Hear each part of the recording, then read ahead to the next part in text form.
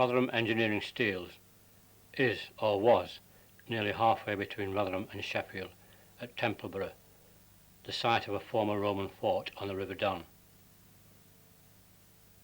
The plant was closed at the end of 1993 and the production of continuous cast bars ceased. The plant was not demolished and is still in situ.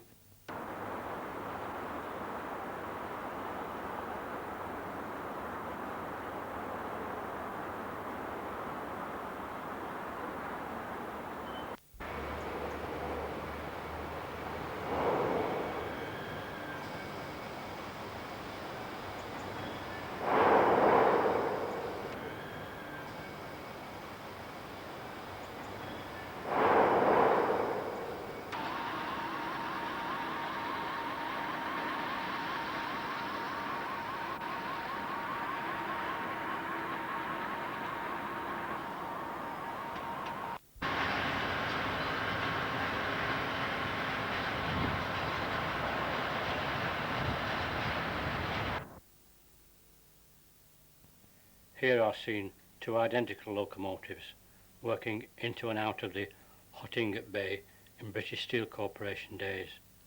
Note the added heat shield deflectors in front of the radiators. Both locomotives 060 diesel hydraulic Hunslets of 1971.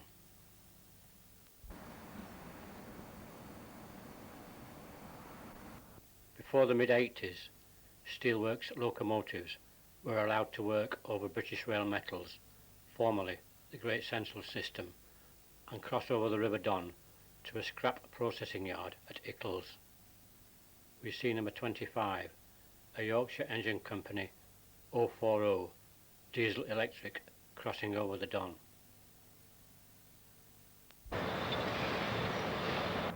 An older sister, number 7, born 1957, shunts the steelworks sidings.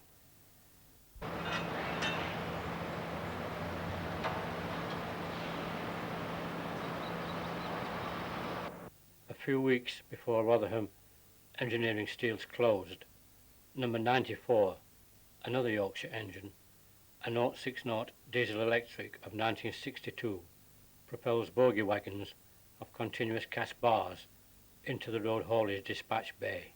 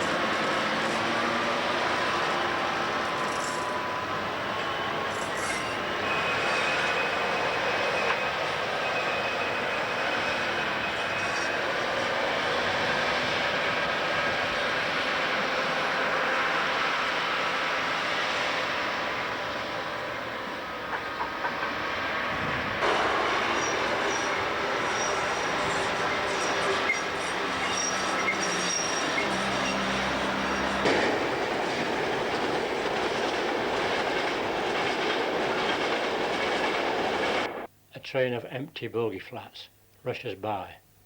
Destination Tinsley marshalling yard, and a short time later a full load of cast steel bars bound for the East Coast docks.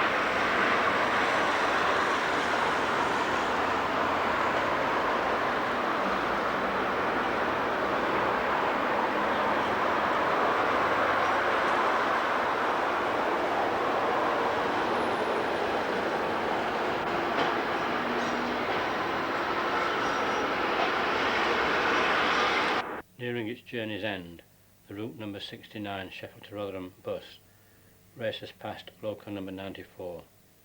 The bus to cross over the River Rother and the loco to run alongside the River Don.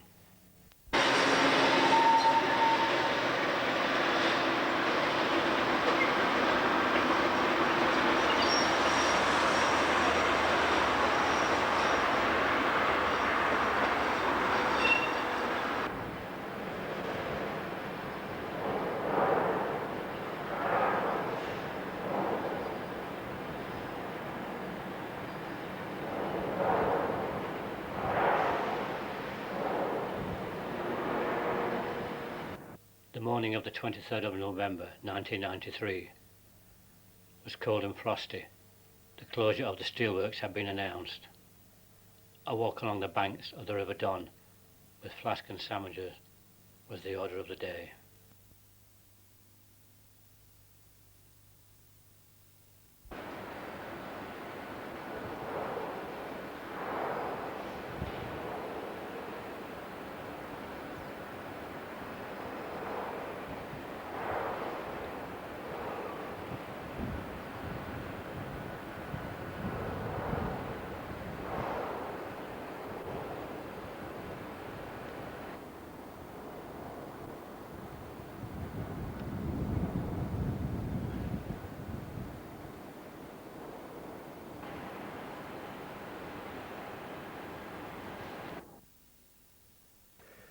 I was sat on the river bank, opposite the old cooling towers of Blackburn Meadows, enjoying a flask of tea, when this Class 37 locomotive ambled slowly past. Was it going into the steelworks, I wondered.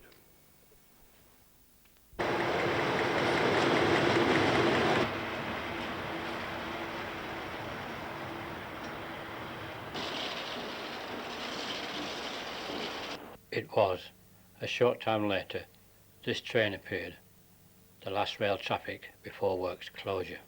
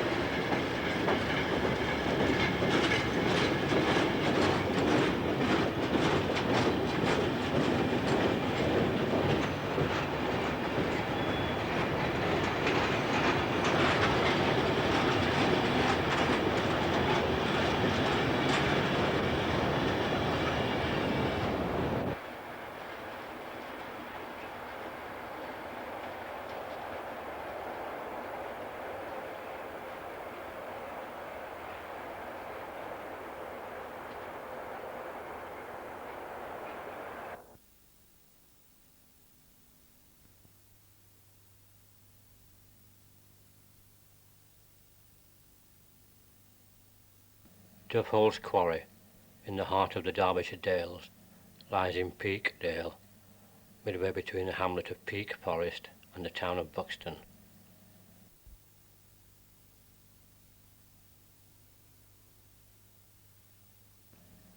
The quarry lies adjacent to the one watering hole, the Midland Hotel, and the freight yard at the one-time station of Peak Forest on the old Midland Railway route from Manchester to St Pancras.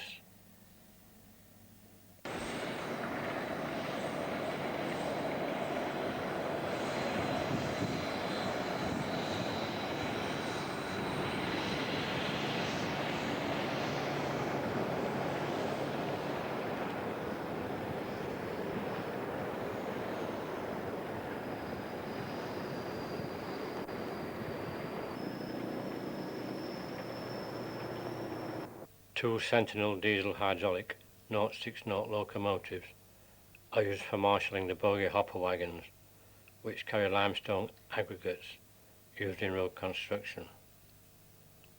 A rail freight class 08 locomotive is used for pushing into the quarry the empty wagons and pulling out a completed rake of full wagons.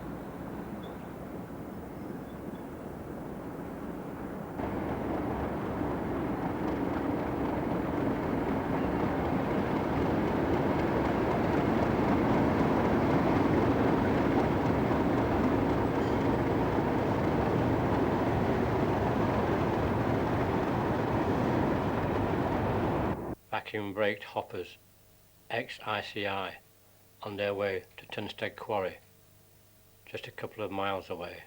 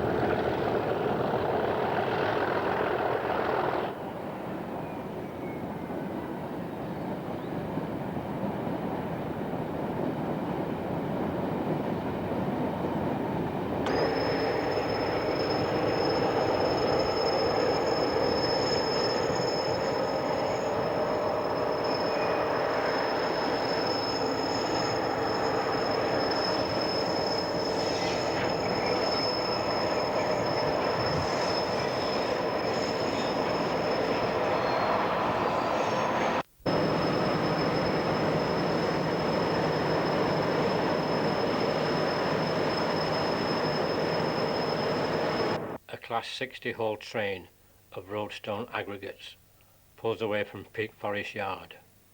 Destination Washford Heath.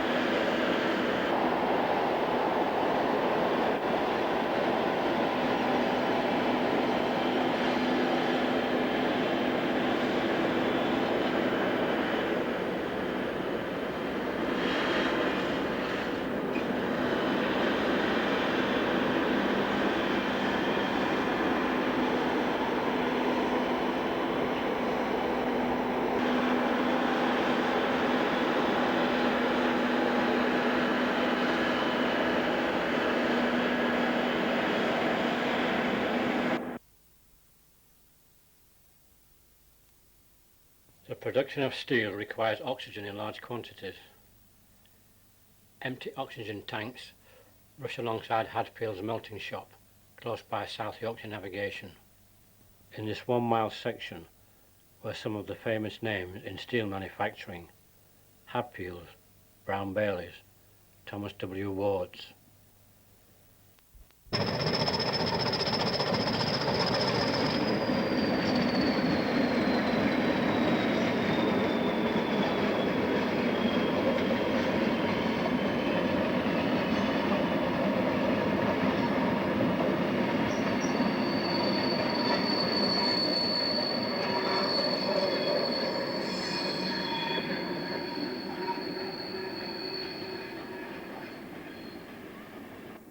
The early 80s saw the decimation of the Canal side steel complexes. The last remaining was the BOC liquid oxygen storage depot and the adjacent scrapyard of Thomas W. Ward.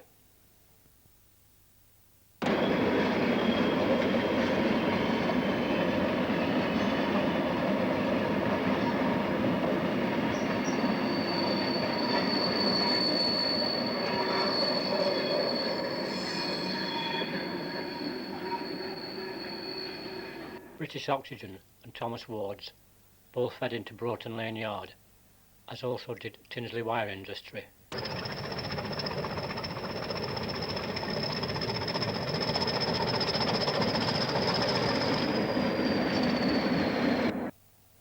This little 040, manufactured by Yorkshire Engine Company, was one of many locos brought to Thomas Ward's for scrapping.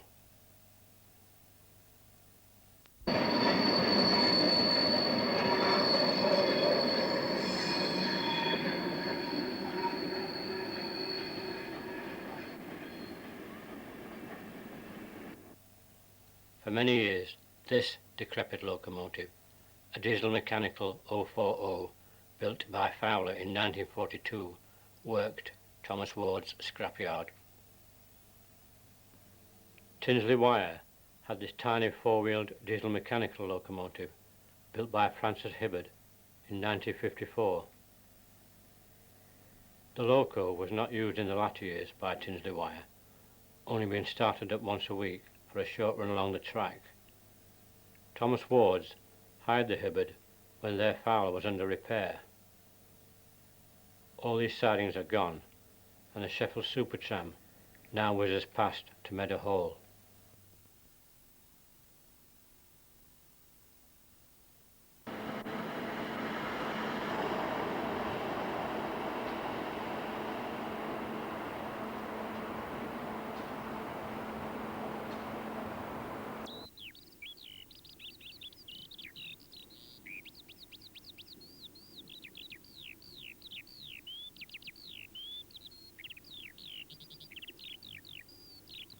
Buxton Lime Industries, Tunstead Quarry, is situated just a couple of miles south of Dovehole's quarry featured earlier. At Tunstead is the largest limestone quarry in Europe. Limestone and its byproducts, breeze blocks, lime, etc., are produced here.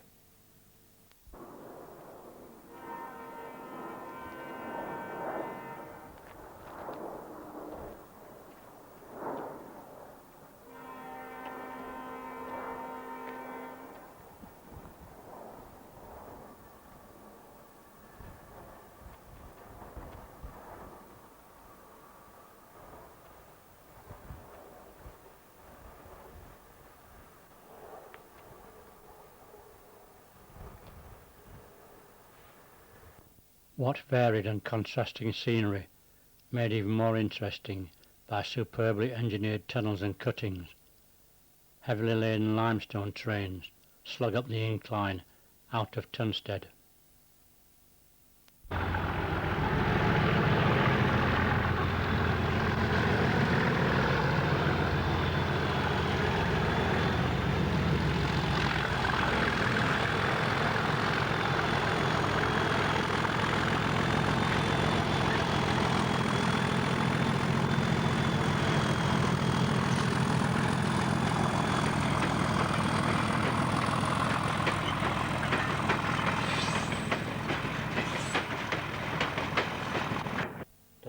end of Tunstead is occupied by this huge amphitheatre surrounded by limestone cliffs.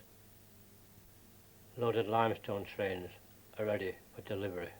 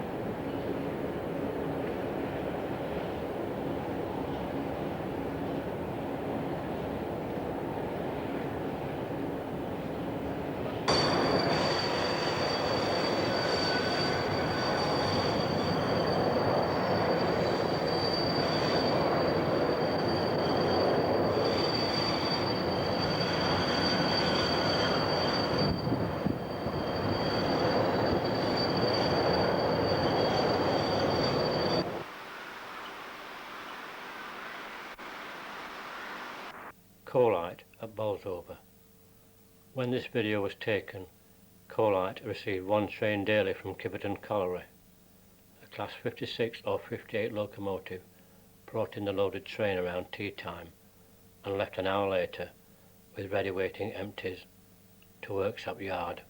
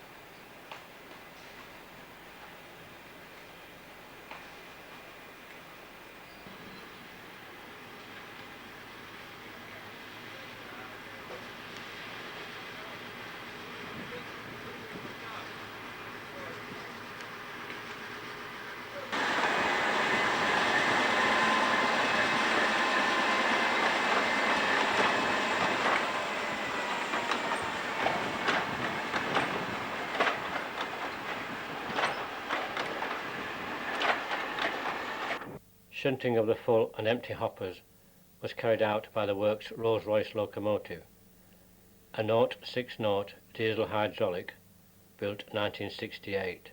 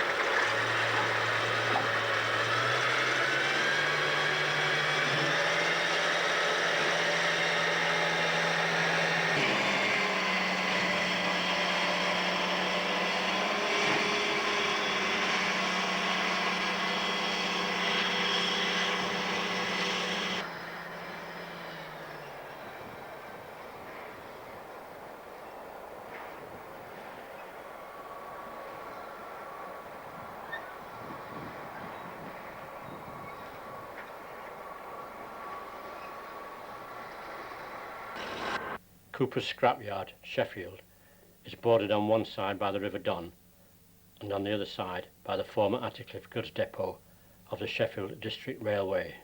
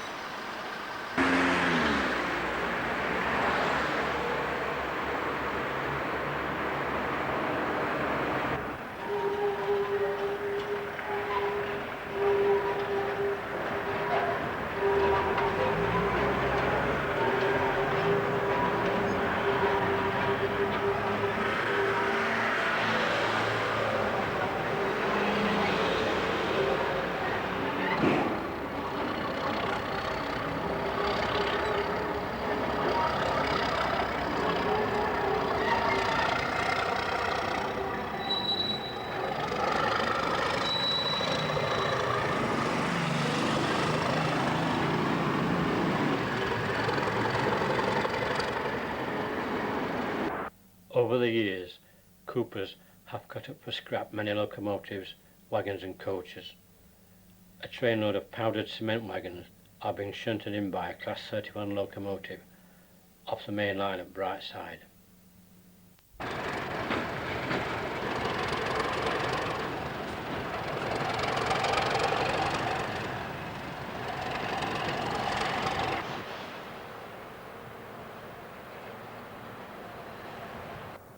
This little four-wheeled chain-driven diesel hydraulic locomotive, a Thomas Hill, built 1964, has for many years been Cooper's scrapyard resident shunter.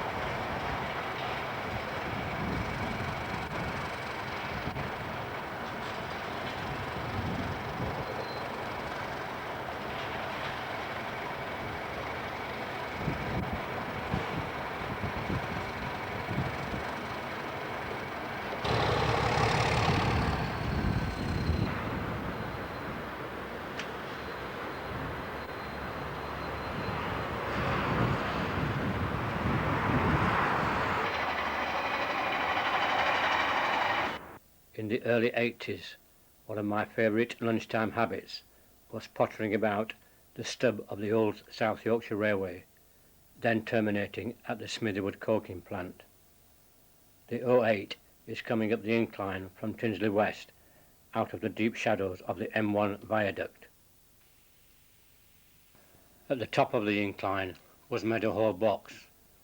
The driver of a Class 20-hull train receives a token from the signalman on the way up to Smithywood to collect a load of coke.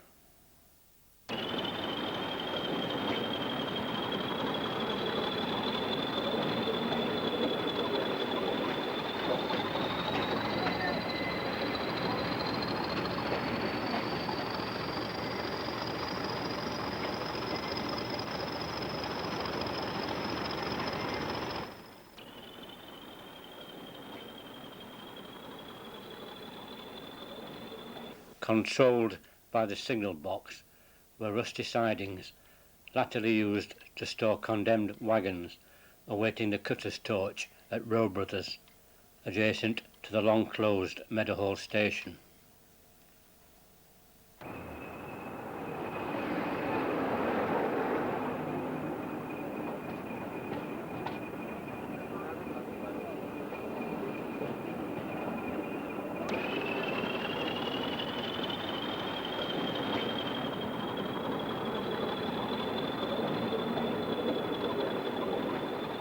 The friendly signalman was always good for a mug of hot tea and was glad of company, since towards the end of its life the box was lucky to see one train a day.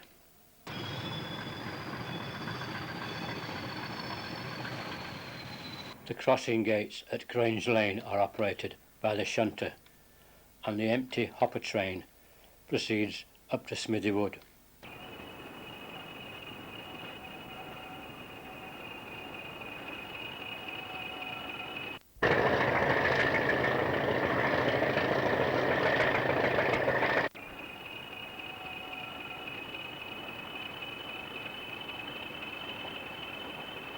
The coke quenching tower at Smithywood makes an impressive sight, and a Yorkshire engine diesel deputisers for the usual electric coke transfer locomotive, bringing the coke car from the ovens.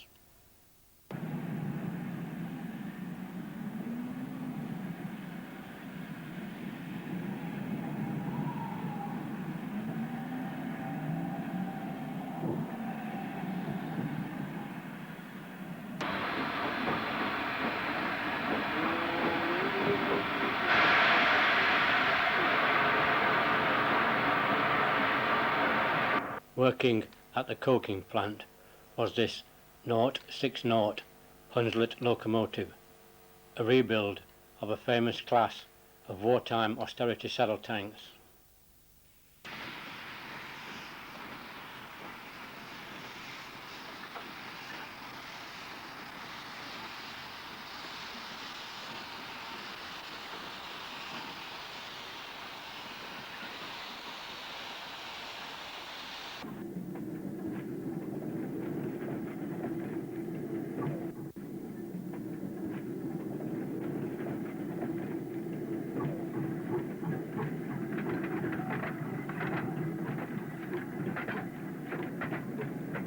Let's take a look at Tinsley West signal box, deep in the shadow of the M1 motorway viaduct.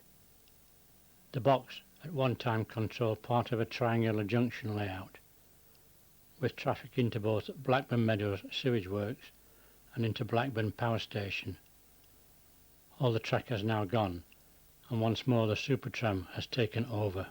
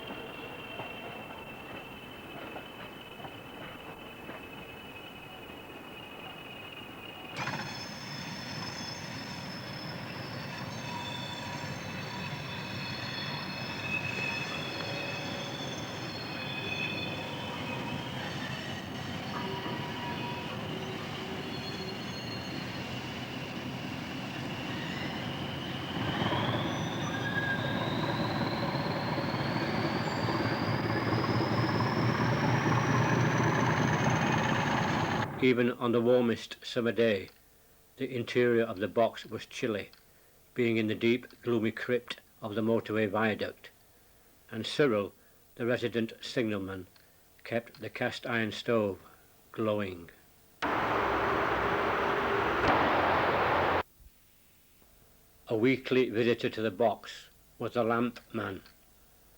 He had 3 lamps to trim and replenish with paraffin oil, the one home signal on the approach to the box, and the 2 lamps on the wooden crossing gates, giving access to the sewage works just on the other side of the viaduct.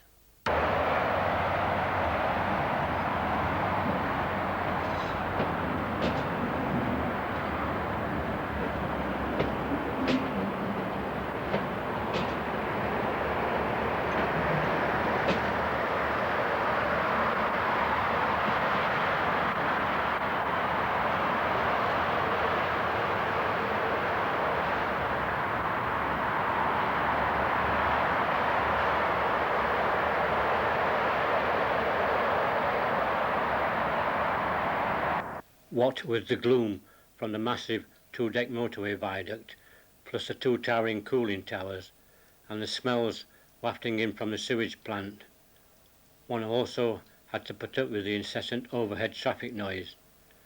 This made Tinsley West Box a rather interesting place indeed.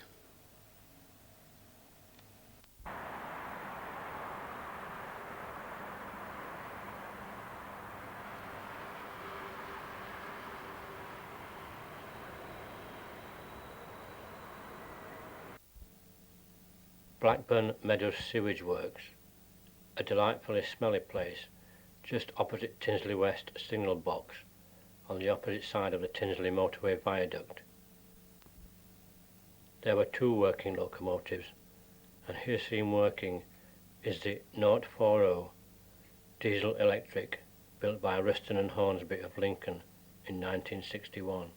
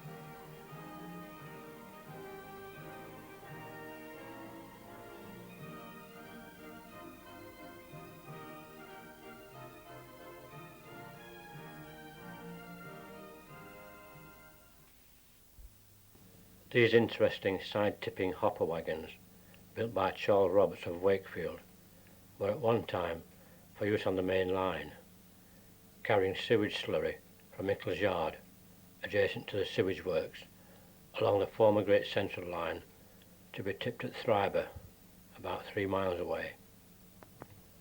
These hoppers were open to the elements and added to the aromatic delights of passengers waiting on the platforms of Rotherham Central Station as the wagons passed through on their way to the tip at Thryber.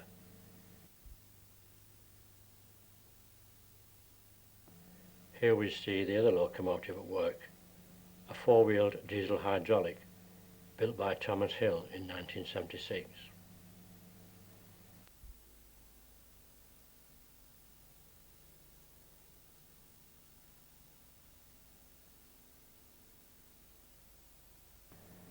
Also adjacent to the motorway viaduct was the one-time works of the Yorkshire Engine Company, at the time of filming occupied by the Allied Steel and Wire Company. Stored at the side of the building were some examples of the Yorkshire Engine Company products. McCall's wire products were shunted by a hired Class 08, here seen derailed on the final day of rail working into McCall's.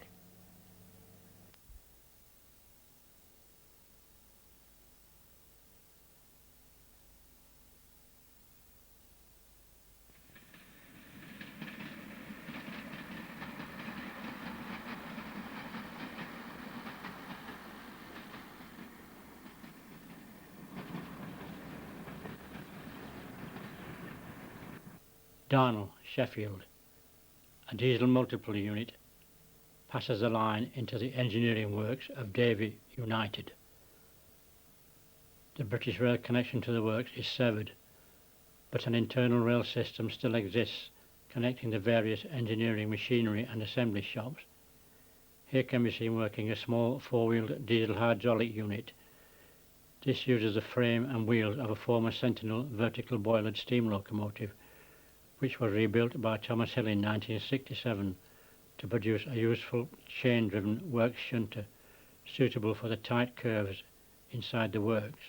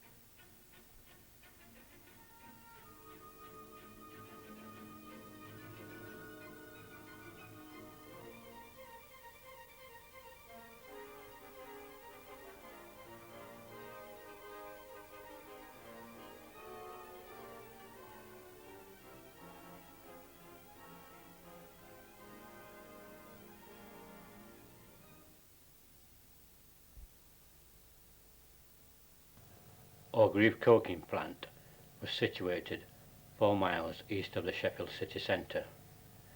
In its heyday, it was connected by an internal rail system to Orgreave colliery. The coke ovens were bounded on one side by the Old Midland Railway and on the other side by the Great Central Railway.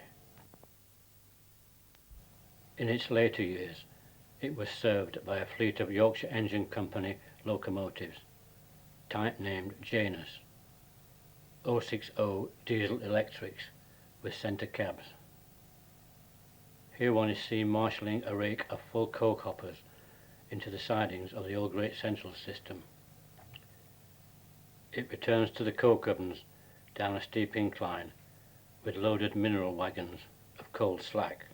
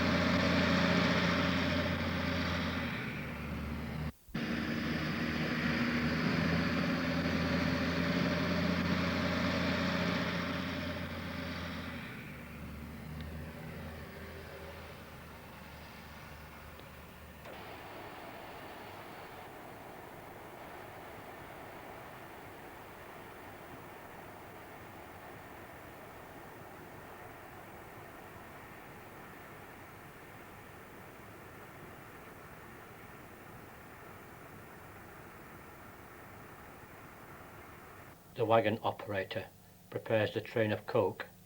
Destination: British Steel, Scunthorpe.